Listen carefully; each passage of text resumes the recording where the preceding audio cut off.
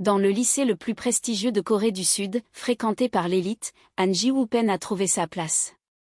Autrefois le meilleur élève de son ancien établissement, il se retrouve ici, entouré de génies, parmi les derniers de la classe, surtout en mathématiques, matière considérée comme essentielle pour entrer à l'université. Ses camarades de classe sont riches et peuvent donc se payer des cours particuliers et des stages intensifs, mais Ji-woo bénéficie d'une bourse étudiante et n'en a pas les moyens. Son professeur de mathématiques, M. Kim Gun-ho, lui rappelle que ses notes ne suffiront pas pour intégrer une grande école et lui suggère d'envisager un changement d'établissement. Un soir, ses colocataires lui donnent de l'argent pour qu'il puisse se faufiler dehors et acheter des encas et de l'alcool pour tout le monde. Sur le chemin du retour, Ji-woo est interpellé par le gardien de nuit, Lee Ha-seung. Le lendemain matin, M. Kim tente de lui soutirer des aveux sur les autres complices, mais Ji-woo, fidèle à sa loyauté, garde le silence. Son silence attire l'attention de son camarade Park Bo-ram, ce qui lui vaut d'être temporairement expulsé du dortoir. Après les cours, ses colocataires tentent de lui donner de l'argent en guise de remerciement, mais sont stupéfaits d'apprendre que Ji-woo n'en veut pas, car ils sont amis. Ils envisagent de lui faire parvenir des encas tard dans la nuit par d'autres moyens, mais c'est devenu impossible depuis que Ha-seung travaille comme agent de sécurité. Ils le surnomment « l'officier communiste », car c'est un transfuge nord-coréen. Plus tard, Ha-seung consulte son médecin, qui lui explique que le travail de gardien de nuit est mauvais pour sa santé et que la prise de somnifères perturbe son rythme biologique. Ha-seung lui rappelle que c'est le seul emploi qu'il puisse trouver en tant que déserteur, par conséquent, à moins que le médecin ne puisse lui trouver un autre poste, il prendra les pilules. Après cela, Ha-seung retourne dans son appartement solitaire, où il passe son temps à nourrir sa tortue, à boire du lait à la fraise et à faire des sudokus. Le lendemain, Ji-woo est renvoyé du dortoir. Bo-ram le taquine en partant, lui disant qu'elle pensait qu'il pouvait être plus qu'un raté, mais il semblerait qu'elle se soit trompée. Quelques heures plus tard, Ji-woo rentre à l'appartement familial et le nettoie avant le retour de sa mère. Veuve, elle a toujours travaillé dur pour l'élever et est très fière de voir son fils dans un uniforme aussi important. N'osant pas lui dire qu'il a besoin d'un endroit où dormir, Ji-woo prétend être venu lui rendre visite et devoir retourner à l'école avant qu'il ne soit trop tard. Sur le chemin du retour, la pluie se met à tomber. Ji-woo tente alors de se réfugier dans le laboratoire abandonné de l'école, mais Ha-seung le découvre. Le gardien, touché d'apprendre que Ji-woo n'a nulle part où aller, l'invite à son bureau. Pendant que Ji-woo dort, Ha-seung trouve le devoir de mathématiques très difficile que Ji-woo n'a pas pu terminer. Dès que le soleil se lève, Ha-seung met Ji-woo à la porte. Le garçon se rend en cours de maths et découvre avec stupeur que ses devoirs ont été faits par Ha-seung et en plus, toutes les réponses sont justes. Bo-ram s'en aperçoit et veut que Ji-woo le montre au professeur, mais il lui demande de se taire. Après le cours, Ji-woo va remercier Ha-seung pour son aide et lui demande de lui apprendre à faire les mêmes choses, mais Ha-seung le met de nouveau à la porte. Plus tard, dans la salle d'études, Ji-woo apprend que même les professeurs particuliers de ses camarades ont du mal avec certains problèmes de maths, ce qui montre à quel point Ha-seung est exceptionnel. Ji-woo se met à le suivre partout, le suppliant de lui donner des cours particuliers, mais Ha-seung ne lui prête aucune attention. Un après-midi, alors qu'il sort les poubelles, Ha-seung surprend une conversation entre les professeurs au sujet des élèves. Boursier dont les parents sont négligents et qui souffre de complexes d'infériorité, M. Kim mentionne Ji-woo sur la liste. Lorsque Ji-woo le recontactait pour lui demander à nouveau des cours particuliers, Ha-seung lui conseille de changer d'établissement et lui explique que s'apitoyer sur son sort n'est pas une qualité, car cela ne fait que renforcer son obsession pour la tragédie. Ji-woo lui confie sa colère face aux opportunités qui lui sont refusées, et Ha-seung finit par céder et accepte de lui donner des cours particuliers, il demande simplement à Ji-woo de le payer en lait à la fraise. Le lendemain, Ha-seung rend visite à son ami en Jae-cheol, qui l'a aidé à venir en Corée du Sud car il est responsable du soutien aux transfuges nord-coréens à Séoul. Ensemble, ils jouent à des jeux de société et discutent de la vie. Lorsque Jae-cheol offre à Ha-seung les lampes dont il avait besoin, Ha-seung insiste pour les payer car il n'est pas venu dans ce pays pour recevoir de la charité. À la tombée de la nuit, Ha-seung installe les lampes dans le laboratoire abandonné pour pouvoir y donner des cours particuliers à Ji-woo en secret. Ji-woo doit respecter 3 règles. Premièrement, personne ne doit être au courant de ses cours. Deuxièmement, aucune question autre que de mathématiques, et troisièmement, Aksung enseignera les mathématiques, mais Ji-woo ne veut rien entendre parler de notes ni d'examen. Après que Ji-woo a promis de respecter toutes les règles, Aksung lui donne le premier exercice, calculer l'aire d'un triangle. Ji-woo le résout rapidement, faisant remarquer qu'il s'agit d'un problème de collège, mais Aksung lui explique qu'il a tort en traçant un cercle complet autour du triangle. Se sentant piégé, Ji-woo trouve cela injuste car Aksung lui a posé la mauvaise question, mais Aksung veut simplement lui faire comprendre qu'il aborde la résolution de problèmes de la mauvaise manière. Oui, trouver la réponse est important, mais comprendre la question l'est encore plus. Les mathématiques, c'est avant tout la démarche pour trouver une solution. Lorsque Ji-woo démontre sa compréhension du concept, Aksung le qualifie d'Epsilon, se souvenant alors qu'ils avaient reçu, plus jeune, un stylo de luxe en récompense de leurs excellents résultats scolaires. Epsilon signifie petit et insignifiant, voire trivial. Après le cours, comme Ji-woo n'a toujours nulle part où aller, Aksung l'héberge. Ji-woo découvre que Aksung aime écouter de la musique classique sur un vieux magnétophone à cassette, ils discutent donc un moment de compositeur classique, ce qui permet à Aksung d'éviter les questions de Ji-woo sur son passé. La cassette est usée et le son est de mauvaise qualité, alors Ji-woo met les chansons sur son téléphone. La qualité sonore fascine Aksung et l'aide à s'endormir profondément pour la première fois depuis longtemps. En fait, il reste au lit jusqu'à tard le lendemain matin, et quand il se réveille, Ji-woo est déjà parti en cours. Monsieur Kim a une nouvelle importante pour ses élèves de mathématiques, au lieu d'examens finaux, sa classe participera au prestigieux concours mathématique de Pythagore, qui fera office d'examen. Les adolescents sont mécontents car ils n'ont que 2 mois pour s'entraîner, mais Monsieur Kim s'attend à ce qu'ils remportent tous l'or. Ji-woo va voir Aksung tous les jours pour ses cours de maths, et Boram commence à remarquer la fréquence à laquelle Ji-woo achète du lait à la fraise, comme s'il en était accro. Un soir, un exercice particulièrement difficile se présente, pour lequel Ji-woo doit connaître la méthode de résolution, mais Aksung lui explique qu'il s'attend à ce qu'il fasse tous les calculs manuellement. 3 heures plus tard, Ji-woo parvient à résoudre l'équation. Aksung lui montre alors quelque chose d'exceptionnel, le célèbre mathématicien Bernard Riemann a calculé à la main 38 décimales de la racine carré de 2 pour se familiariser avec le processus de résolution, ce qui est impossible en se contentant de mémoriser une formule. C'est un atout précieux pour une meilleure compréhension des mathématiques. Aksung refuse de dire à Ji-woo si sa réponse est juste ou fausse, car son devoir consiste à le découvrir par lui-même, c'est le propre d'un mathématicien. Au fil des semaines, Ji-woo améliore chaque jour davantage ses compétences en mathématiques. Un après-midi, il reçoit une nouvelle bouleversante, un ami proche, également boursier, retourne dans son ancien établissement, avouant que venir ici n'en valait pas la peine. Ji-woo doit maintenant réfléchir à sa situation, et Boram essaie de l'écouter. Mais il a l'impression qu'elle se moque de lui en disant qu'ils sont dans la même situation, alors qu'elle aussi est issue d'une famille aisée. Leur conversation est interrompue par l'arrivée de la mère de Boram. Une fois dans la voiture, Boram se fait gronder pour fréquenter un enfant bénéficiant de l'aide sociale. Techniquement, Boram touche elle aussi des aides sociales à cause du divorce de ses parents, mais elle ne perçoit pas d'aide financière, donc la situation n'est pas tout à fait la même. Sa mère la réprimande également parce qu'elle écoute du piano, car elle souhaite que Boram se concentre sur ses études. Elle a donc engagé Monsieur Kim comme précepteur, ce qui est illégal. Plus tard dans la soirée, Ji-woo parle de son ami à Aksung et se demande s'il devrait lui aussi changer d'établissement.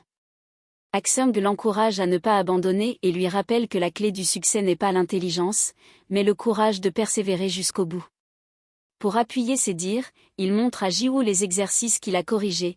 Malgré quelques erreurs dans les solutions finales, le garçon a bien assimilé la démarche. Le soir même, la suspension de Ji-woo prend fin et il peut retourner au dortoir, mais il avoue que Aksung lui manque. Le lendemain, Boram lui offre du lait à la fraise accompagné d'un mot d'excuse. Profitant d'un moment d'inattention de sa part, elle le suit jusqu'au laboratoire abandonné et découvre son secret.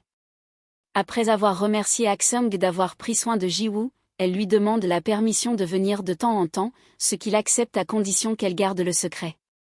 Boram le surnomme aussi « officier communiste », ce qui déconcerte Aksung. Il est certes nord-coréen, mais n'a jamais fait son service militaire. Il en a été exempté, sans qu'ils prennent la peine de s'expliquer. À ce moment-là, ils aperçoivent un groupe d'étudiants qui rôdent en cachette sur le campus, mais, ayant appris ce qui est arrivé à Ji-woo la dernière fois, Aksung décide de ne rien faire. Un autre soir, Ji-woo demande à Aksung pourquoi il étudie les mathématiques avec autant d'assiduité.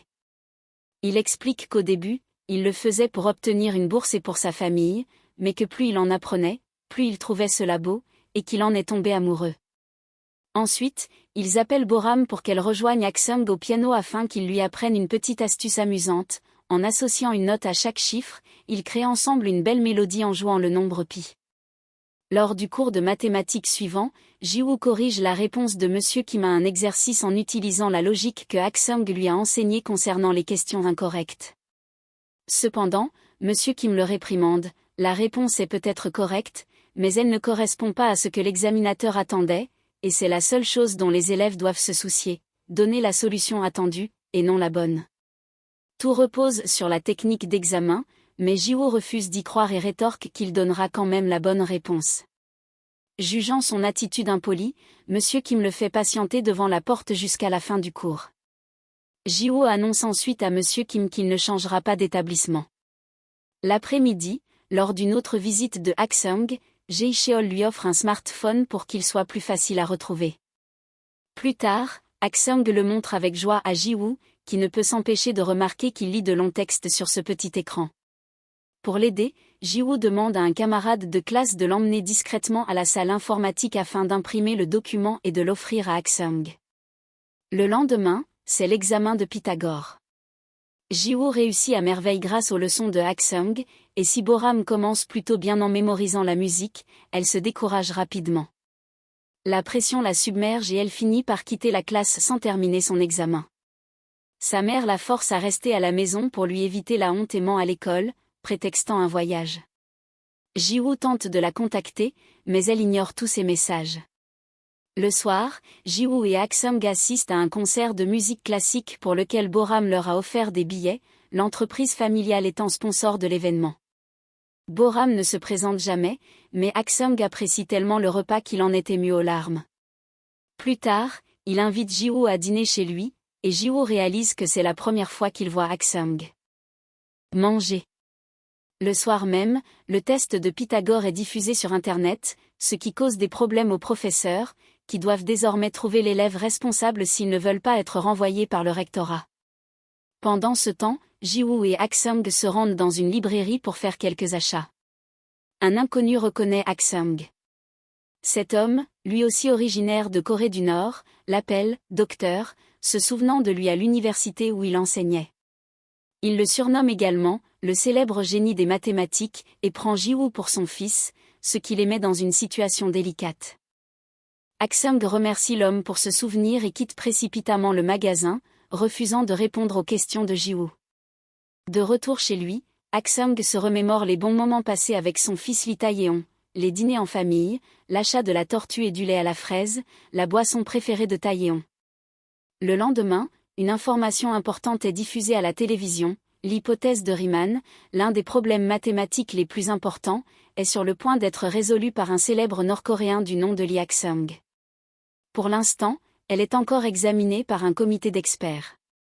Le professeur raconte à la télévision comment, enfant, il a participé à une olympiade de mathématiques et rencontré Aksung, qui représentait le Nord tandis qu'O représentait le Sud.